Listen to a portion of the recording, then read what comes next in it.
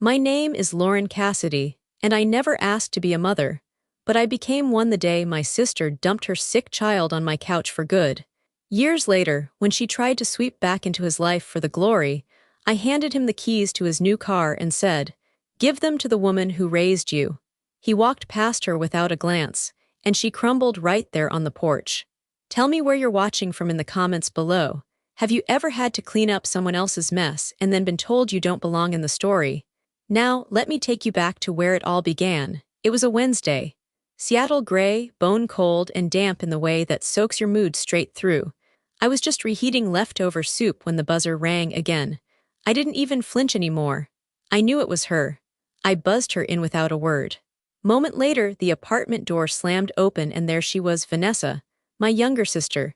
She was balancing a purse too small to carry anything useful and dragging behind her a wheeled suitcase that wasn't even zipped.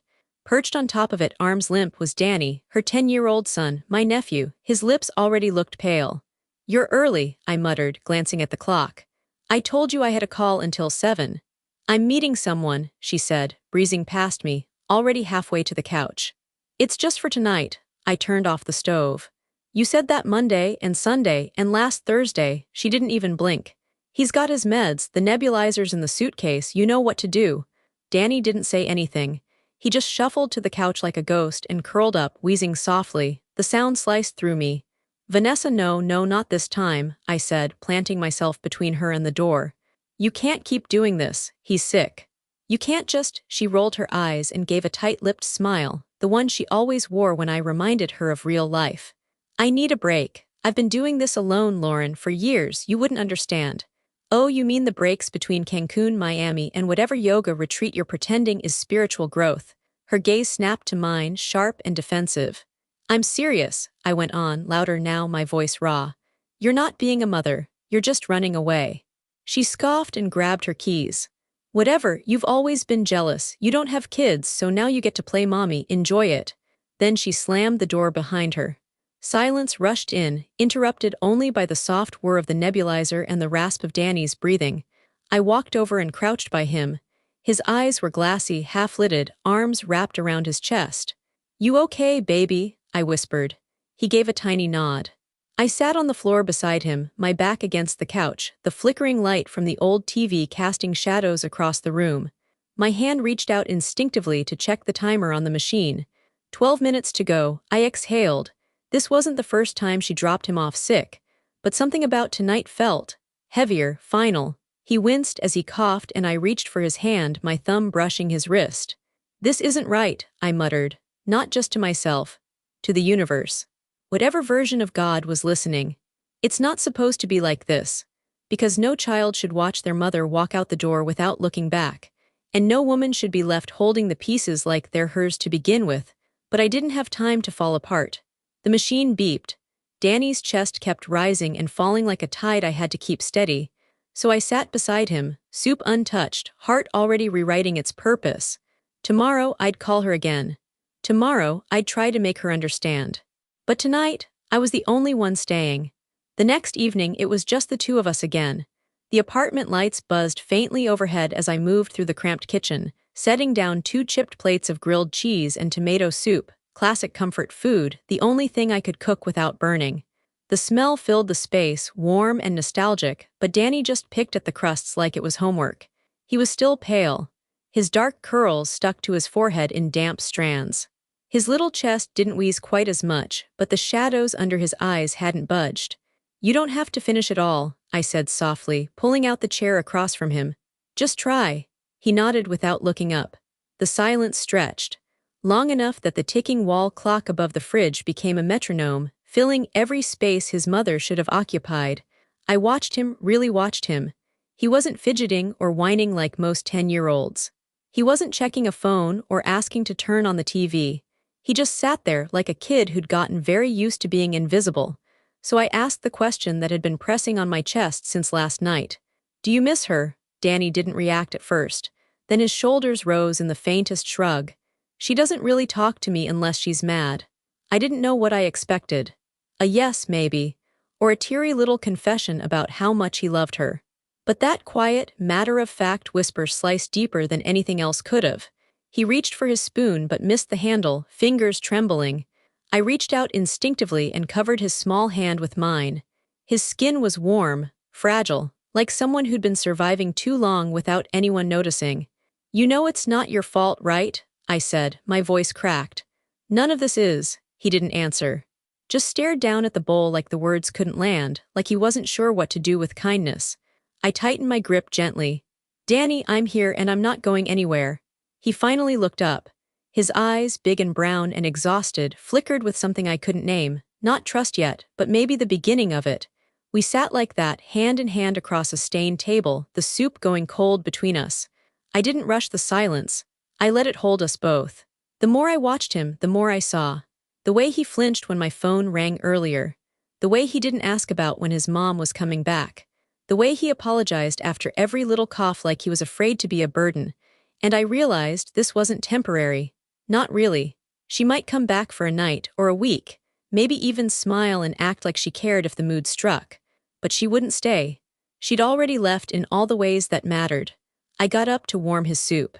He tried to protest, but I waved him off and slid the bowl into the microwave. As the machine hummed, I stood by the sink, gripping the edge of the counter. This boy was mine now.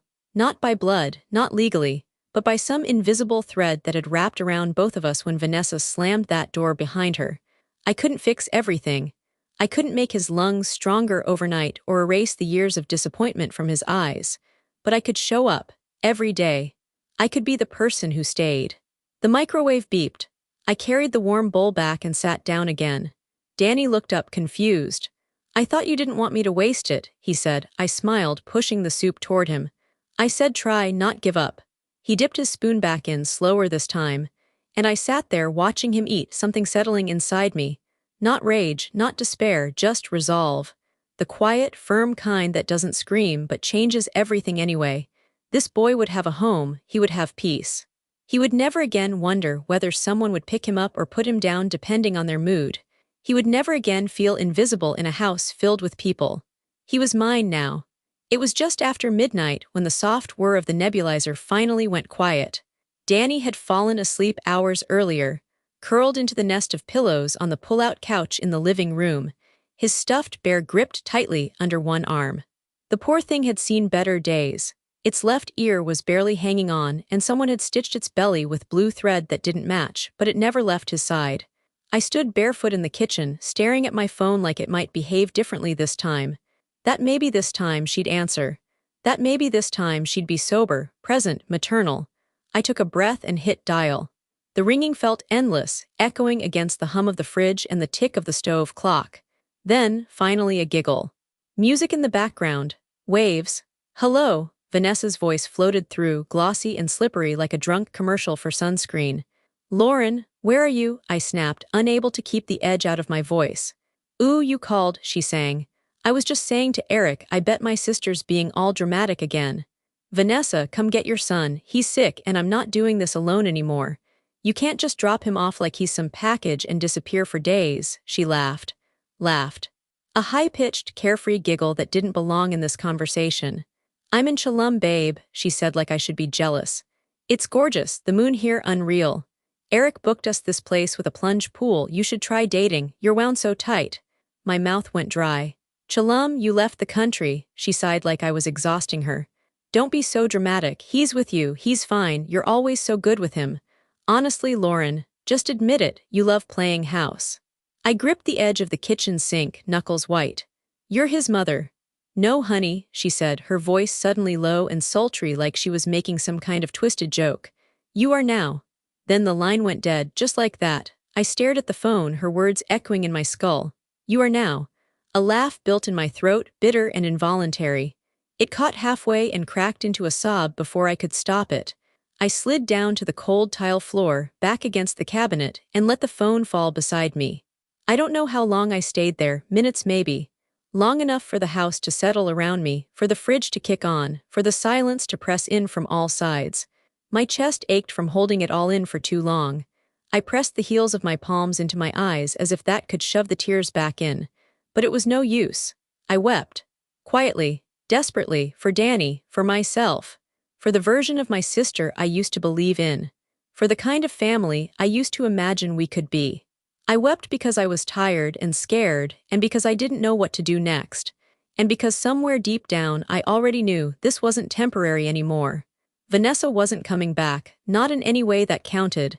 I thought of Danny's tiny shoulders hunched over his soup, his quiet voice. She doesn't really talk to me unless she's mad. He was a child, 10 years old. And the one person he should have been able to rely on had just handed him off like lost luggage and gone to sip cocktails in a different country. This wasn't about a favor. This wasn't babysitting. This was abandonment. And now I was all he had. I curled my knees to my chest and let my head fall forward, the floor cold against my arms. The worst part, I couldn't even be angry at her anymore, because that would mean expecting something. And I had finally stopped expecting anything from Vanessa. I cried until the tears ran dry and the heaviness in my chest gave way to something colder, sharper, quieter, resolve maybe, because I couldn't fall apart.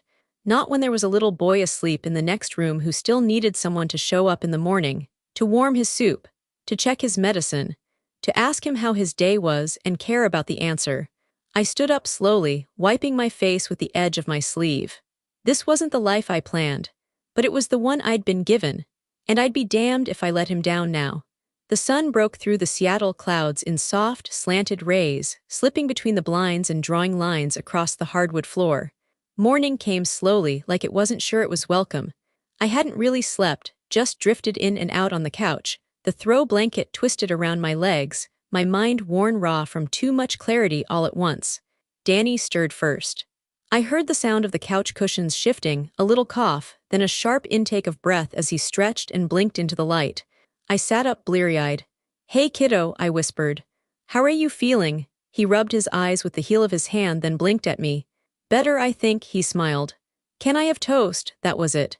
No questions about his mom, no fear, no confusion, just toast. My heart thudded. "Yeah," I said, rising to my feet, "I can do toast." In the kitchen, I cracked a few eggs into a bowl, the shell of one breaking wrong and sending jagged pieces into the yolk. I cursed under my breath and fished them out with a spoon.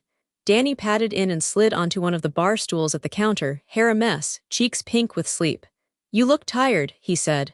"You look like a wild porcupine," I shot back gently. He grinned, then sniffed the air dramatically. "Are you cooking?" "I can cook," I said, lifting the pan and setting it on the burner. "Sometimes, under extreme circumstances, with supervision." He rested his chin on the counter, watching me like I was some cooking show contestant under pressure. "You gonna set off the smoke alarm? Only if things go really well."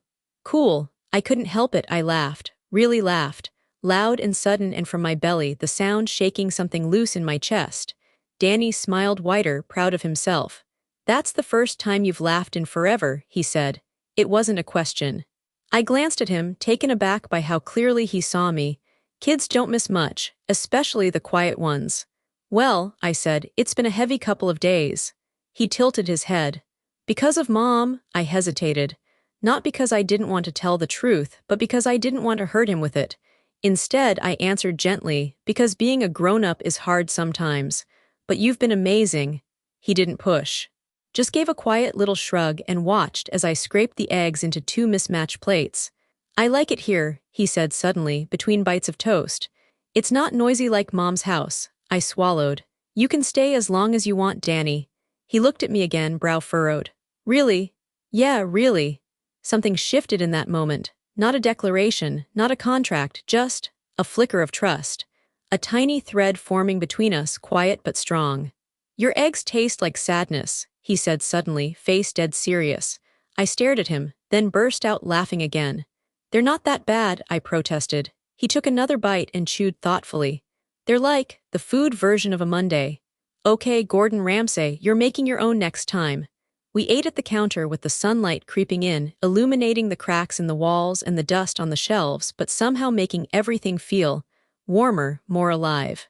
Like maybe this place could be a home, not just a stopgap. After breakfast, Danny pulled out his drawing pad, something I didn't even know he'd brought with him.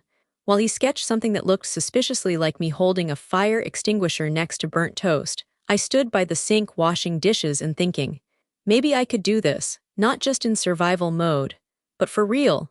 Not because Vanessa had bylaid, not because I had no choice, but because I wanted to, I turned to glance at Danny again.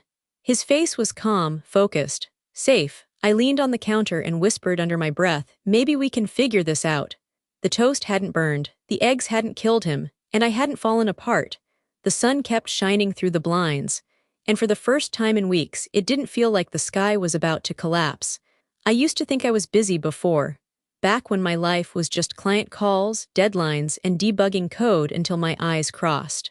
But this quiet, careful chaos of raising a child who isn't yours but who needs you like air, this was a different kind of full. The days began early now. I'd get up before sunrise to squeeze in a couple hours of freelance work, mostly back-end development contracts from old contacts, and some UX cleanups for small local businesses trying to stay afloat. After that, I'd pack Danny's lunch, double-check his inhaler, and walk him to school even though he swore he could manage the 5 blocks on his own. Humor me, I'd say. I'm not made of glass, he'd grumble, zipping up his backpack. I know, I'd reply, but I still like seeing you make it through the front doors. He'd roll his eyes, but he'd always give me a sideways grin before turning to go. Then I'd rush to my second shift, usually at a bookstore down in Capitol Hill that paid more in free coffee and leftover muffins than it did in actual wages. I worked weekends too, doing remote tech support in the afternoons, while Danny played quietly in the corner with old Legos or got lost in a book. Money was tight, tighter than I'd admit out loud. There were days I skipped meals to stretch groceries and nights I lay awake calculating how many weeks I had until Danny's prescription needed refilling. But somehow we made it work. We became a team. Our evenings settled into a rhythm I never knew I needed. Homework at the kitchen table, leftover pasta reheated 3 different ways, and the soft sound of Danny's laughter when I tried to pronounce words in the fantasy books he read aloud before bed. One night, as the rain tapped against the window and our little apartment glowed with that cozy amber light you only get from a single old lamp, I sat across from him while he bent over a math worksheet. I was half distracted, sorting through project notes on my laptop when something made me pause. He wasn't just filling in blanks. He was solving problems 2 or 3 years ahead of his grade level. I leaned over, blinking. Wait, how'd you do that one? Danny shrugged like it was nothing. I saw a video online about prime factors and I remembered what you said about patterns. He held up the paper, eyes bright. See, if you factor this and divide by 3, it's the same thing as just reducing both sides. I stared at the paper, then at him. You're kind of a genius, kid. His cheeks turned a deep red. Only 'cause you helped me. No, seriously. I leaned back, grinning. You're, like, annoyingly smart. The kind of smart that gets kids kicked up a grade. Wouldn't that be weird? He asked quietly. Everyone look at me. Yeah, I said. They'd look at you and go, wow, that kid's awesome. He smiled down at the paper, his pencil tapping softly against the edge of the page. Mom used to say I was too much. The words were quiet, almost casual. I swallowed the lump that rose in my throat. She was wrong, I said. You're not too much. You're just more than she knew how to handle. He looked up. Do you think I'm too much? Danny. I leaned forward, voice steady. I think you're exactly who you're supposed to be, and I'm lucky I get to be around to see it. The silence that followed wasn't heavy, it was warm. He went back to scribbling answers, humming a little under his breath. I watched him, wondering how long he'd been waiting for someone to simply see him, not as a problem to fix, not as a responsibility to dodge, but as a person worth investing in. The boy was brilliant, curious, gentle in ways that made me protective of him in a bone-deep way. When he finished the last problem, he pushed the paper toward me and grinned. You should make a trophy for best tutor. Oh, should I now? He nodded solemnly. You'd win second place. Second? I'd win first, he deadpanned. I burst out laughing. As I cleared the table and rinsed out our mugs of lukewarm cocoa, I caught my reflection in the kitchen window. Tired, unshowered, wearing a hoodie I hadn't washed in days, but I looked proud, like someone doing something that mattered. Like someone building something one night at a time. Saturday mornings had become my sanctuary. No rush, no school drop-offs, no client calls before coffee. Just stillness, the kind that hums low and peaceful through the bones of a tired body. I was wrapped burrito-style in my comforter, the sky outside still more gray than blue when a strange smell tugged me from sleep. Not strange bad. Strange unexpected. Warm, sweet. Like vanilla. And Something slightly burnt. My eyes snapped open. I sat up in bed, listening. There it was again, clattering in the kitchen, a drawer slamming, the unmistakable splat of something hitting a hot pan. I scrambled out of bed, heart already racing. Danny, no answer. I padded down the hallway in my socks, following the trail of smells that grew stronger with each step. Butter, syrup, and unmistakably smoke. I turned the corner and froze in the doorway. Danny stood in the middle of the kitchen, flour on his shirt, an apron 2 sizes too big tied crooked around his waist. His curls stuck up in every direction. On the stove, a pan sizzled with something golden and lumpy. The counter behind him was chaos, eggshells, a syrup bottle lying on its side, a plate stacked with pancakes that were varying degrees of edible. He turned and beamed. "Surprise, I made breakfast," I blinked. "You made all this?" "Yep." Proudly, lifting the spatula like a trophy. I even Googled how not to burn the pan, kinda. I glanced at the stovetop. One pancake was currently blackening like a tiny meteor. I rushed forward and flipped it off the burner, laughing in spite of myself. "You're gonna set off the smoke alarm," he shrugged. "Then we get pancakes and a fire drill." I turned to him, heart swelling in a way that caught me off guard. "You didn't have to do this." He looked suddenly unsure. "I wanted to." I knelt down in front of him, taking in every messy detail, the syrup on his sleeve, the egg smudge on his cheek, the nervous hope in his eyes. "You didn't have to," I repeated, softer now. "But you made my whole year." His face lit up, and without thinking, he threw his arms around my neck. I held him tightly, burying my face in his shoulder. There wasn't a trace of obligation in this moment, no sense of making do or just getting by. It was love. Solid and simple and earned in pancakes and syrup and early morning messes. "Happy Saturday," he mumbled against my hair. When we finally sat down at the table, I tried one of the pancakes. It was unique, chewy in places, crunchy in others, with a burnt edge that could rival charcoal. Danny watched me take a bite, his face deadpan. "Be honest. Scale of 1 to 10, I chewed thoughtfully. "I'd say a solid 4.7. He gasped in mock horror. "Out of 10. Out of 5. He broke into laughter, syrup dripping off his fork. "Okay, next time I'll measure the flour." "Maybe." We ate slowly, talking about nothing and everything, his science project, the book he was reading, a squirrel he saw slip on the icy sidewalk last week that, according to him, deserved its own viral video. At some point, I realized I wasn't thinking about bills, or work, or Vanessa, or the endless list of what we didn't have. I was just here.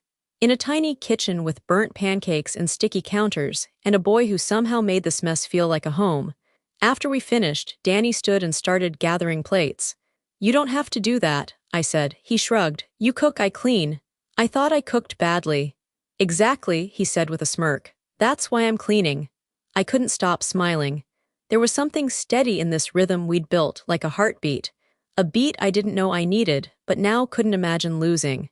Later that morning, I watched from the window as he bundled up and ran outside to toss snowballs at the tree trunks in the courtyard. His laugh echoed up the stairwell. For once, I didn't feel the ache of waiting for backup, for Vanessa to call, for someone else to show up and take over. There was no waiting anymore. We were it. And that was enough. The clinic was quieter than usual that morning. No coughing kids in the waiting room, no daytime talk show blaring from the mounted TV. Just the soft rustle of papers and the hum of fluorescent lights buzzing faintly overhead. Danny sat beside me in one of the oversized chairs, legs swinging under him, clutching a dog-eared book he'd brought to distract himself. He looked calm. I wasn't. I'd been here enough times to know how these visits could go. Some days it was good news. Other days, it felt like the floor cracked under my feet just a little more. Danny's health had improved. He hadn't wheezed in weeks, hadn't needed his emergency inhaler since the last cold front blew through. But chronic illnesses don't care about effort. They don't care how hard you love someone. They show up when they want. I glanced sideways at him. His face was half hidden behind the book, but I could see the edge of a smile. He was mouthing the words as he read. "You nervous?" I asked, trying to sound casual. He shook his head. "Not really. You are." I raised an eyebrow. "How do you know?" "You're doing the leg bounce thing," he said without looking up. "And your lips are doing that tight line thing they do when you're pretending you're not worried." I stared at him, impressed and slightly betrayed. "Have you been studying me?" He finally looked up, grinning. "You're not that mysterious, Lauren."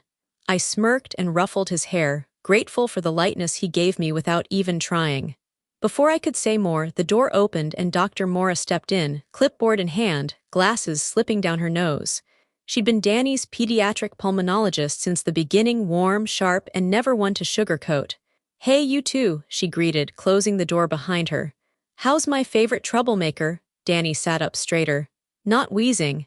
"Excellent. Let's see if your lungs agree with you." She conducted the exam with her usual calm precision, listening to his breathing, checking oxygen levels, gently pressing along his ribcage while asking him questions he answered with practiced ease. I sat stiffly in the corner chair, gripping the armrest like it might anchor me in place. My heart pounded every time the monitor beeped or she paused to scribble a note. When she finally straightened up, her expression was unreadable for half a second, then she smiled. "Well," she said, turning to face me fully. "I'll be honest, I'm impressed." I blinked. "Really? His lungs are much better than they were at his last visit. The inflammation's down, his peak flow numbers are up, and he's responding beautifully to the maintenance meds. Keep this up," she said, her smile widening, "and he's going to live a full, active life." I didn't realize I'd been holding my breath until it released in a shudder. Danny looked at me, eyes wide, and reached for my hand. I took it without thinking, squeezing tightly. "Are you crying?" Softly, tilting his head, I blinked fast. "No, you're seeing things," Dr. Mora chuckled. "This is good news, Lauren. It means the consistency, the meds, the routine, the stability, it's working." The word stability echoed through me like a bell. It hadn't been easy, the late nights working, the coupon clipping, the quiet panic every time the pharmacy texted about a refill, but it was working, he was okay. "We're gonna be okay," I whispered, mostly to myself. Danny beamed up at me. "Told you." I ran my fingers through his hair and nodded. "Yeah, you did." Dr. Mora handed me the updated care plan and reminded me about the next follow-up in 3 months. I thanked her, still dazed with relief, and helped Danny back into his jacket. On the walk home, he skipped ahead of me on the sidewalk, kicking at piles of brittle leaves that had blown into the gutter. The air was brisk and clean, carrying the scent of distant pine. I watched him, this bright, brilliant boy I hadn't given birth to but somehow belonged to me all the same, and felt something settle inside me. Not fear, not guilt, hope. We weren't surviving anymore, we were living. The day the Stanford envelope came, I cried before I even opened it. Danny stood beside me on the front steps, holding the thick, glossy packet like it might disappear. His hands trembled. Not with fear, though, he already knew. Somewhere in his bones, he'd always known where he was going.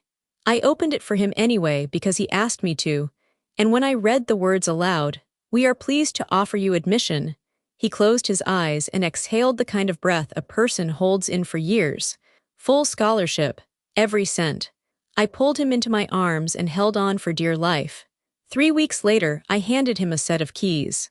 They were resting in a small red box, not unlike a jewelry case, wrapped in gold paper that had been reused so many times it had crease lines from holidays past. He looked at me confused, then opened the lid and stared. "The hatchback," he whispered. "The red one you kept pointing at in the dealership lot. The one you said was too much." I smiled, my heart racing. "It's yours." "But Lauren," his voice cracked. "It's used, yes, but reliable, low mileage, good on gas, and more importantly, yours." I didn't tell him I'd emptied my emergency savings for it, or that I'd turned down a vacation with friends to make the last payment. I just watched his eyes go glassy and knew it was worth every dollar. "You didn't have to," I touched his face. "But I wanted to." He pulled me into the tightest hug I'd ever received from him, one hand still clinging to the keys. That night, I lit a candle in the window like I always did when he was out driving, just until he got home. I was curled up on the couch with a book I wasn't really reading when my phone lit up with an unknown number. I should have let it go to voicemail, but I didn't. "Hello," a voice I hadn't heard in over a year floated through, sweet and syrupy. "Lauren, hey, it's Vanessa." I sat up straight, my fingers went cold. "I heard my son got into Stanford," she chirped. "That's amazing, I'm just so proud of him." My heart slammed in my chest. I stood walking slowly into the kitchen as if the movement would anchor me. "You lost the right to say that," I said, each word sharp and deliberate. "Oh, come on," she laughed. "Don't be like that, he's still my son." I said nothing. My silence made space for her to grow bold. "I know we haven't talked," she continued, voice shifting. "But I was thinking maybe it's time to reconnect. Maybe I'll fly down for move-in weekend. Be there for him, so he sees I care." I couldn't help it, I laughed, a short, bitter sound. Now, I asked. Now you want to be there, she bristled. I could hear it in the pause. I'm still his mother, Lauren, you don't get to erase that. I pressed a hand to my chest, willing my breath to slow. You erased yourself. Oh, please, I gave him life, don't act like you're some saint. No, I whispered. I'm just the one who stayed. The line went quiet, not hung up. Not yet, she didn't know what to say to that. Maybe she never had. Finally, her voice returned, colder now. He'll come looking for me one day, you can't keep him from me forever. I didn't answer. I simply ended the call, and then I deleted the number. Back in the living room, the candle flickered in the window. Minutes later, I heard the crunch of tires in the driveway, then the familiar squeak of the front door. Danny stepped in, smiling, keys in hand. She drives like a dream. I forced my voice steady. Good, you deserve it. He flopped onto the couch beside me. You okay? I hesitated. Then I looked at him, really looked at him, strong, kind, whole, I am now. The house felt quieter now, even though it wasn't empty. Danny had only been gone a few weeks when I caught myself setting out 2 plates for dinner or looking at the clock thinking he should be home by now. Then I'd remember he was across the state, not just across the street. And somehow the quiet didn't ache, it hummed, soft and full of purpose. He called me every Sunday without fail. And not just with updates about classes or professors, though he did tell me excitedly that his computer science professor had already asked him to help with a research project. He talked to me like I was still part of his world, like my opinion mattered, like I was still his person. Sometimes, I'd hear him rushing between classes, wind in the background, or the clatter of dishes while he worked late shifts in the campus dining hall. Just a few hours a week, he'd said. Not a big deal. A few months into his freshman year, I got a Venmo notification for groceries, buy the good kind of cereal this time. I sat down and cried when I saw it. It wasn't about the money. It was the thought, the care, the full circle weight of it.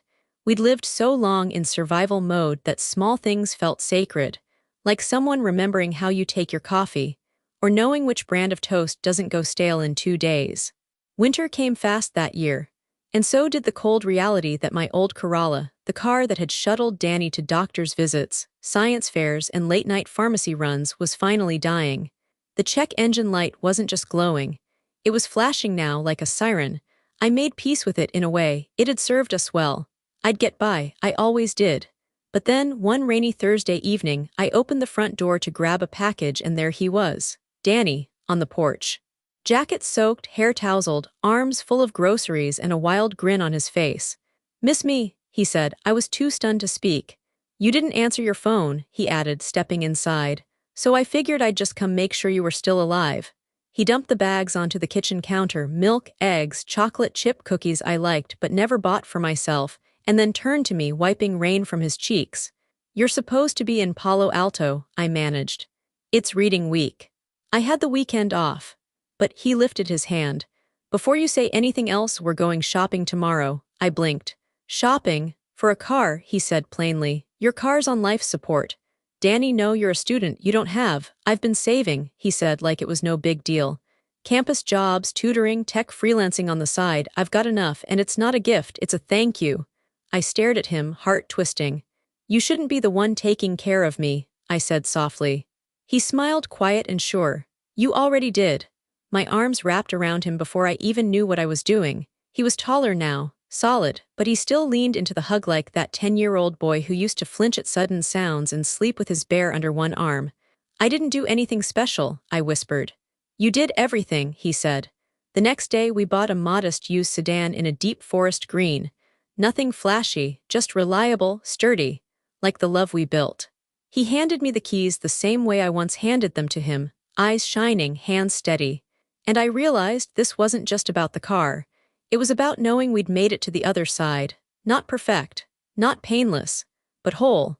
It was the middle of July, and the apartment windows were wide open to let in the breeze that finally rolled in after a sweltering week. I stood barefoot in the kitchen, marinara on my cheek, oven mitts dangling from my fingers. The lasagna was bubbling, the salad was wilting slightly from too much attention, and I'd reheated the garlic bread 3 times just to keep myself occupied. Because Danny was bringing someone home. Not just someone Nina, his girlfriend. We'd FaceTimed once or twice, exchanged polite hellos during calls, but tonight was different. This wasn't casual anymore. This was meet the family territory.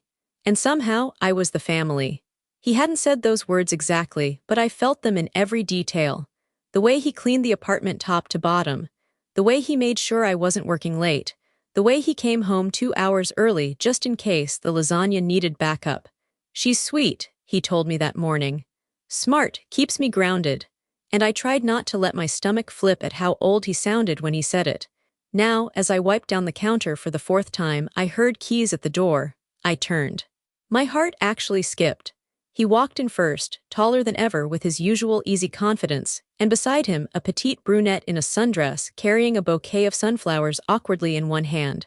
"Hi," she said brightly, stepping forward before he could even introduce us. "You must be Lauren, I've been waiting forever to meet you." I blinked, caught off guard by her warmth. "Hi Nina, come in please." Danny shot me a small, proud smile behind her back. She handed me the flowers, cheeks flushing. I didn't know what to bring, so I figured these were safe. "They're perfect," I said, trying not to get teary over a bouquet. "Thank you."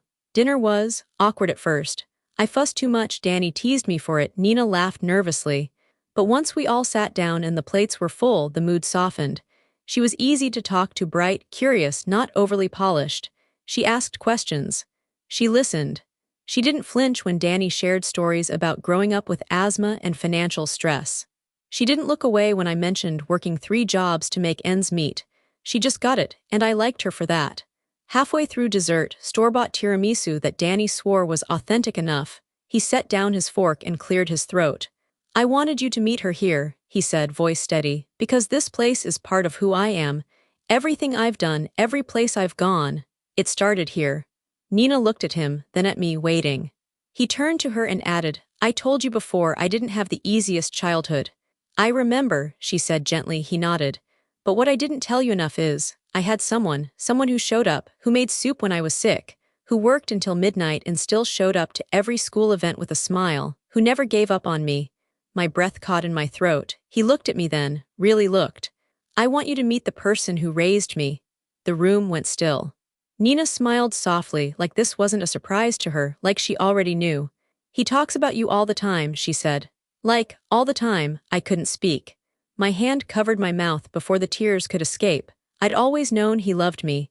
I'd seen it in the notes he left before leaving for college, in the way he called when he didn't need anything. But this was different. This was acknowledgement. This was truth. I reached for his hand across the table and squeezed it. He squeezed back, eyes shining. In that moment I didn't feel like the aunt who stepped in. I didn't feel like a stand-in. I felt like Mom. The rain had been coming down steadily since morning, drumming against the windows in a rhythmic, unrelenting pulse. I was curled up on the couch with a book, a blanket over my lap, and the kind of calm that only comes after years of learning how to breathe through storms. Danny was upstairs, packing. He was heading back to school the next day, and we'd spent most of the weekend eating leftovers, watching old movies, and pretending the goodbye didn't already hover in the corners of every conversation. Then came the knock. 3 hard raps on the door, followed by the sharp ping of the doorbell. I knew before I even stood up. Some instincts never fade. When I opened the door, Vanessa stood on the porch, dripping wet, a suitcase at her feet and a too bright smile stretched across her face. "Surprise," she said, like this was normal. I figured it was time. I didn't move. The smell of cheap perfume and damp fabric drifted in. Her lipstick was smudged, her mascara starting to run. "Time for what?" I asked. "To see my son," she said. "Reconnect, it's been too long, don't you think?" The suitcase handle slipped from her hand and clattered onto the porch. I didn't answer. I just stepped aside. She took that as permission and walked in, eyes scanning the room like she belonged to it. "Looks the same," she muttered. "A little tighter, cozier maybe." Danny came down the stairs just as she crossed the threshold into the living room. He paused at the bottom step. He'd grown, taller than her now, shoulders squared, eyes unreadable. Vanessa froze when she saw him. "Danny," she breathed. "Oh baby, look at you, all grown up." He didn't smile, didn't move. She took a tentative step toward him, hands slightly outstretched. But he didn't meet her halfway. "You're not a guest here," he said, voice flat. She blinked. "What? You're a stranger." The words landed like glass shattering on tile. Her mouth opened, but nothing came out, just a hitched breath and the sound of her heart breaking in real time. Danny turned to me then, calm and steady. You still like that blue sedan, right? I nodded slowly, unsure what he was doing. He looked back at Vanessa. I was going to surprise her with it next weekend. Thought I'd trade in the hatchback, she deserves better. Vanessa staggered back a step, mascara streaking now. Danny, please, I made mistakes, I know that, but I'm still your— No, he interrupted, quiet but firm. You had a choice, you made it, and now I'm making mine. She looked at me wild-eyed. You poisoned him against me. No, Danny said before I could speak. She saved me from you. The silence that followed was heavy, final. Vanessa's lip trembled. She grabbed her suitcase and backed toward the door. I thought maybe I could fix things, she whispered. Danny didn't reply. She turned, stepped back into the rain, and didn't look back. The next morning the rain had stopped. Sunlight slanted across the kitchen floor, catching on the steam rising from two mismatched mugs of tea. Danny sat at the table in his hoodie, one knee pulled up against his chest, scrolling through his phone like any other 20-something on a lazy morning. Like nothing had shattered the air the night before. And in a way, nothing had. Because she was gone. Vanessa hadn't called, hadn't texted, hadn't lingered on the porch in some final plea. She left without another word, like the silence was her last confession. And somehow that was enough. Made eggs, I said, sliding a plate in front of him. Not Monday eggs, the good kind. He looked up and smiled. You didn't burn them, don't start. He chuckled and dug in. There was a quiet between us, but not the heavy kind, not the kind that waits for grief to settle in. This one was easier, familiar. The kind that fills a room with peace because nothing has to be said to be understood. We'd faced the worst of her, and it didn't undo us. After breakfast, I rinsed dishes while he flipped through the mail. The normalcy of it was almost surreal. She'll try again, I said finally, not turning around. He was silent for a beat. Yeah, maybe. I exhaled. I don't want you to carry that weight. I'm not, he said, setting the envelopes down. I meant what I said, I made my choice. I turned to look at him. You're sure? He met my eyes with something soft but firm.